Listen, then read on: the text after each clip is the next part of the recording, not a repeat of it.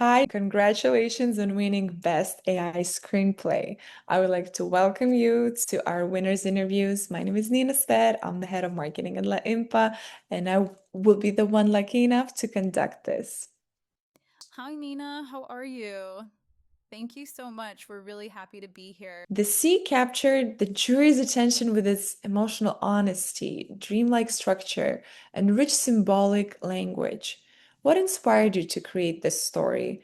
And where did the first impulse for The Sea come from? The Sea started with a song Davide wrote about 20 years ago. And yeah, much later, it was remastered using Suno. At first, it was really just about making a music video from that track. It was supposed to feel very Disney live action, with saturated colors, almost like a cartoon. And then it kind of grew. I mean, the project changed while we were working on it. It became something bigger, mixing colder, more dramatic tones with warmer, dreamy ones, and musical moments as part of the film itself. The sea in the film feels like a fully realized character. What does it represent for you personally or on a screenplay level? We grew up and still live in Rimini. Um, you know, it's the city of Federico Fellini, and it's a seaside town. The sea brings life and energy in the summer, and then silence and reflection in the winter. For us, it's almost a spiritual connection. In the film, that meaning stays in the background as an emotional thread, and then it really opens up visually through the power and imagination of cinema. The film is structured around three chapters of the protagonist's life. Why was this structure essential for telling her story? The three chapter structure was essential because um, the story isn't really about a single moment, but about how a relationship changes over time. Each phase of Talia's life carries, a different way of seeing her father, the sea, and pain itself.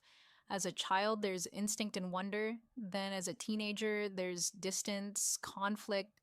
And as an adult, there's this need for understanding, for reconciliation. And yeah, only by moving through these three stages could the emotional journey really feel complete. So the film isn't about who Talia is at one specific point in time, it's more about who she becomes.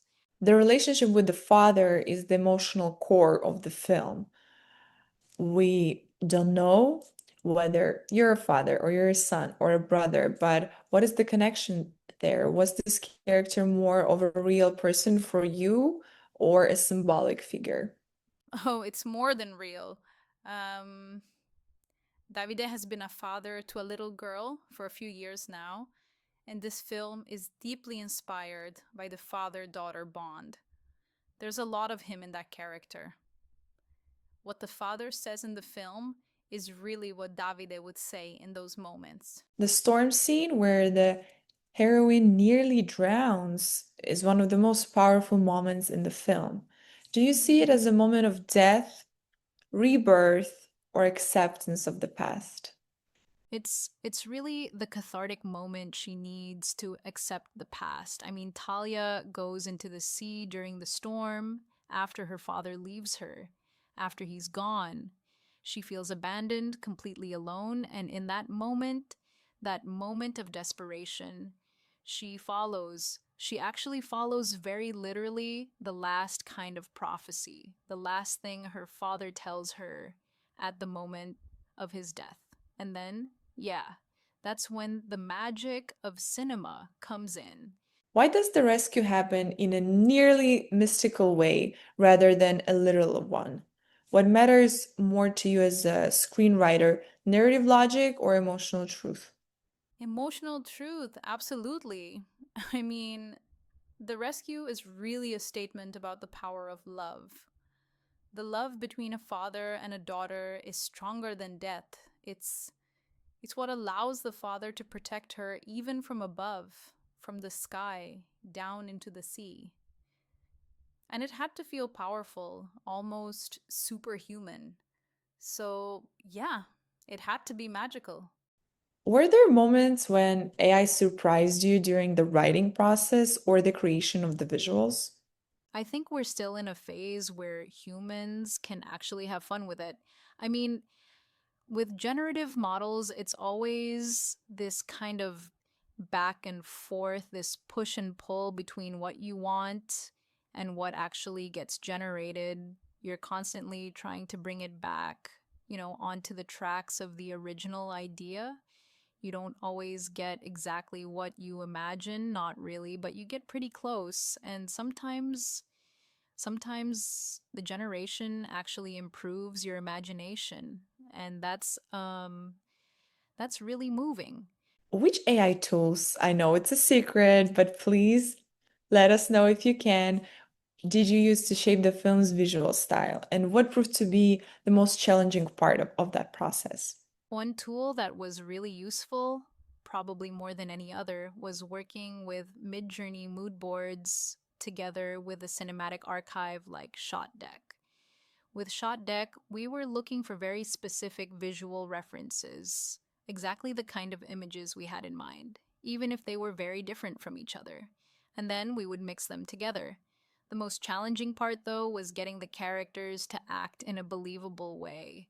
We didn't have actors in the budget, and we're not native English speakers, so yeah, that was tricky. And especially with the non determinism of the models at the time, expressiveness and timing really mattered. The rhythm of the lines, the pauses, all of that was essential to convey the right emotion. If the audience leaves the film with one feeling or thought, what would you most like that to be? We'd like the audience to leave the film feeling that love is the greatest human force there is. I mean, the sea was created through artificial intelligence, but the love running through it isn't artificial. AI can create shapes, images, but it's the human heart, our heart, that gives them meaning. Once again, congratulations on your well-deserved win. We look forward to seeing your future films and following your creative journey ahead. Thank you so much for taking the time to be here with me and sharing a little bit more about your work. Thank you and have a wonderful day.